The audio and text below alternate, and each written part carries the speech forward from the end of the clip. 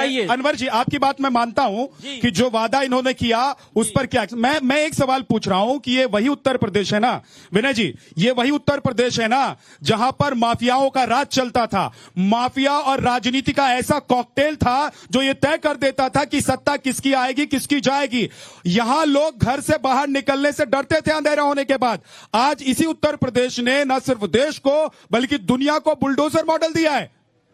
देखिए, मैं एक चीज आपको बता दूं, बाथरूम झांक पार्टी के मान्यवर सदस्य, झूठ के पाठशाला के एक्सपर्ट प्रवक्ता हमारे सामने भारतीय जनता पार्टी के जो अभी तक बोल रहे थे, आपसे मैं पूछना चाहता हूँ, मैं आपसे ये पूछना चाहता हूँ, आपने कहा कि माफिया का मतलब क्या होता है, माफिया का मतलब क्या होता है, अपहरण वाली पार्टी, वाली पार्टी, माफिया माननीय मुख्यमंत्री जी के ऊपर कैसे नहीं लगे थे, क्या माननीय प्रधानमंत्री जी उसका प्रचार करते हैं, क्या माननीय मुख्यमंत्री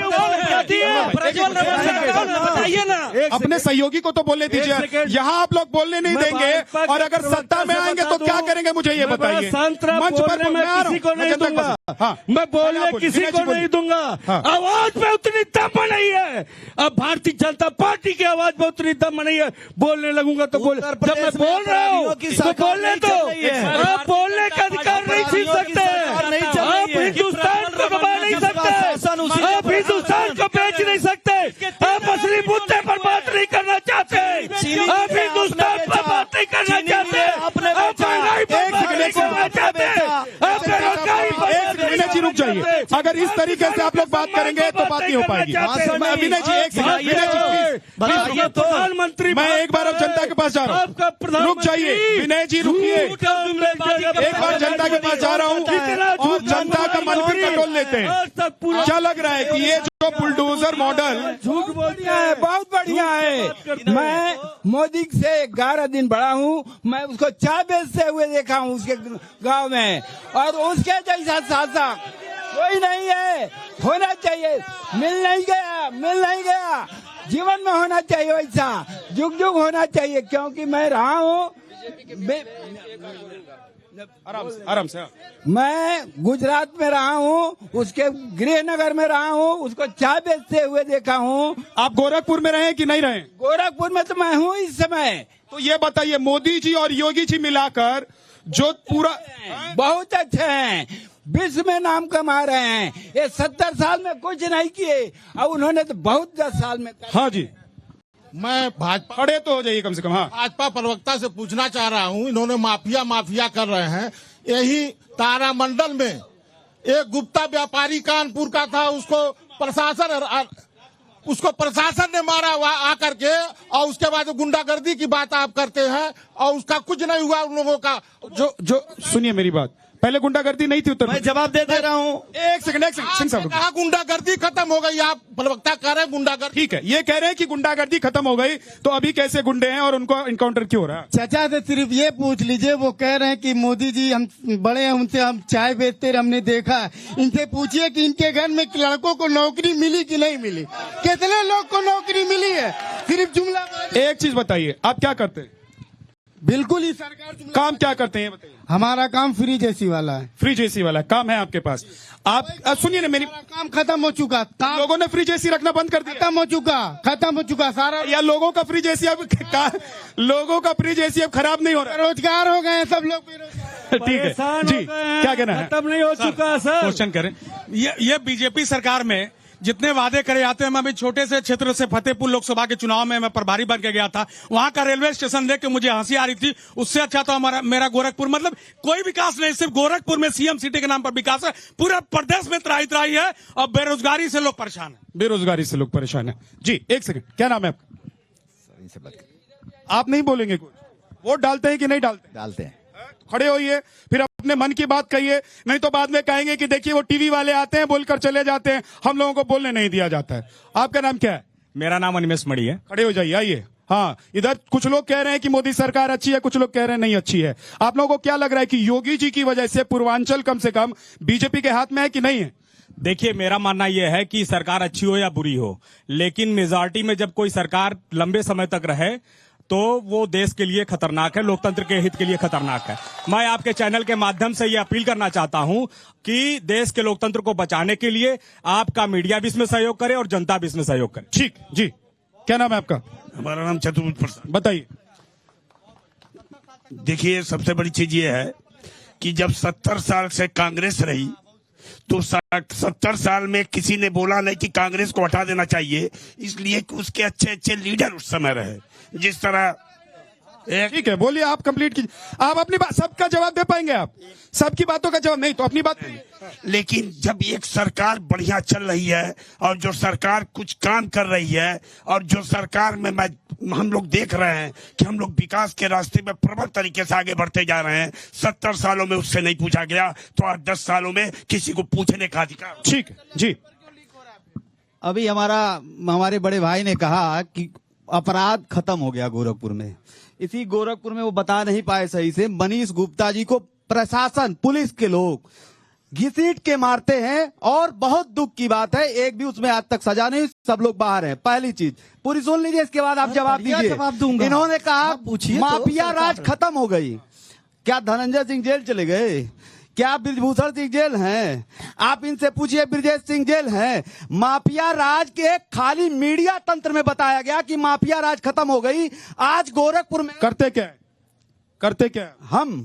हम पटरी व्यापारी पार्टी के। तो आप एक चीज बताइए, फिरौती के लिए फोन आ रहा है कि नहीं आ रहा है? एकदम सही कर रहे हैं आप। आ रहा है फिरौती के लिए फोन? आप मेरी बात समझिए। आपने जो कहा कि रोजी रोटी के लिए, इन्होंने कहा ना, अरे फिरौती के लिए फोन आता है कि नहीं आता है? बच्चे किडनैप हो रहे हैं कि नहीं हो रहे हैं? मर्डर हो रहा है, मारने की धमकी मिल रही है कि नहीं? बता रहा हूँ, आता है फोन, इन पुलिस वालों का आता है फोन, बुलडोजर वालों का आता है फोन, ठेला तोड़ दिया जाता है। चलिए ठीक है, सिंह साहब जवाब दीजिए। एसएन सिंह जवाब दीजिए।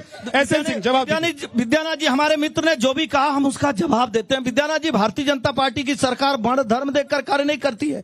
समाजवादी पार्टी की सरकार रहती है, समाजवादी पार्टी की सरकार रहती है और एक पत्रकार जिंदा रहते ही, एक पत्रकार जिंदा रहते ही कराता है, उसके बाद उसको जिंदा जला दिया जाता है। आपकी सरकार रहती है, मऊ मुजफ्फरनगर के दंगे होते हैं, पूरी शिद्दत से सरकार एक धर्म के साथ खड़ी हो जाती है। मुख्तार अंसारी 500 सरों के साथ, धारा 144 लगा था। पूरी दुनिया में कहीं ऐसा नहीं होता है। धारा 144 लगा, 500 असल है, अपराधी नहीं है। ब्रिजेश सिंह क्या है? नाक के नीचे अपराधी नहीं है। और सुनिए, अभी एसएन सिंह एक सब मैं सुन रहा हूँ। और एक सेकंड रुकिए ना विनय जी, कोई सवाल पूछने का काम मेरा है, मुझे पूछने दीजिए। विनय जी रुकिए, तो सही सवाल पूछने का काम। अरे विनय जी रुकिए, विनय जी रुक जाइए प्लीज, ऐसे मत कीजिए। एसएन सिंह मुझे एक चीज का जवाब दीजिए। ये आरोप आप लोगों पर लगता रहा है कि संगठित अपराध के मामले में आपने जिन लोगों पर कार्रवाई की है वो आप लोगों ने चुन चुन कर की है कि ये हमारे वाले हैं कि उनके वाले हैं। कुंटू सिंह किस जाति के हैं? मोती सिंह किस जाति के हैं? आप बताइए इनको। ये लोग धर्म का काम करते हैं। एक मुजफ्फरनगर के दंगे भी धर्म था। एक धर्म के लिए अखिलेश यादव जी बोले एक धर्म को गिरफ्तार कर लीजिए, दूसरे धर्म को छोड़ दीजिए। आप जवाब दीजिए विनय जी, जवाब को बुला लीजिए लखनऊ और दूसरे धर्म को छोड़ दीजिए। सरकार ऐसा कार्य नहीं करती। ये अपराधियों की विनय जी जवाब दीजिए। समाजवादी पार्टी की सरकार में SN Singh ji, Allahabad high court का डिसीजन, उसने कहा जो काशी में विस्फोट किया है उसको किस लिए छोड़े? इसलिए कि वो मुस्लिम था, भाईचारे के लिए। उसने कहा बिल्कुल नहीं, और उनको अरे भाई साहब एक सवाल सजा हुई है। ठीक है, जनता बोल दी। एसएन सिंह साहब जनता बोलेगी। पढ़िए अब जवाब दीजिए, अब जवाब देखिए। ये देश को नुकसान पहुंचाने वाली पार्टी के सदस्य हैं। इन्होंने देश को बर्बाद करके रख दिया। साइकिल से देश को हजार करोड़ रुपया बनाने वाले लोग, देश में इन्होंने आतंकवादियों को छोड़ने वाले लोग, सिमी का समर्थन करने वाले लोग, इनके ही पार्टी के लोग माननीय प्रधानमंत्री जी कहा करते थे, कभी अडानी के कल भैया कहते थे, आज माननीय प्रधानमंत्री जी कहते हैं अडानी और अंबानी काले धन के सबसे बड़े। एक मिनट विनय जी और अनवर जी, विनय जी और अनवर जी, मेरा एक सवाल है। एक सेकंड विनय जी, सवाल सुनिए, सवाल तो सुनिए विनय जी, मेरा सवाल सुनिए, सवाल तो सुनिए, देश को गद्दार है, सवाल तो सुनेंगे। देश को नुकसान सवाल सुनेंगे। अब हिंदुओं को ऐसे आतंकवादी नहीं कहेंगे। सवाल सुनेंगे कि हिंदुओं को बोलते रहेंगे आतंकवादी सर। कहिए, सवाल एक राम सेकंड की सत्ता को ललकारिए, करिए प्लीज तो। एक मिनट रुकिए। मैं ये पूछना चाहता हूं, आप लोग माफियाओं के साथ नहीं है? बिल्कुल नहीं माफिया के साथ। अब सवाल का जवाब दीजिए। मुख्तार अंसारी की मौत के बाद उनकी कब्र पर फातिया पढ़ने के लिए कौन गया था बताइए? फातिया पढ़ने? हाँ। हम क्या कहते हैं, मानवता के नाते तो हम सबके मतलब जाएंगे। मतलब वो इसका मर गया, मरने के बाद ये बताइए, किसी को आप लोगों की नहीं दोस्ती, कह सकते। क्या आप लोगों की दोस्ती और रहनुमाई, मंदिर में क्या आप लोगों की दोस्ती और रहनुमाई दोस्ती ऐसे लोगों के साथ है जिसके आतंक के साए में लोग जी रहे थे, जिसने खुलेआम ढूंढ कर एक व्यक्ति की हत्या कर दी, दौड़ा कर मारते थे। ऐसे गुंडे माफियाओं के साथ खड़े होंगे आप लोग ऐसे गुंडे माफियाओं के साथ खड़े होंगे?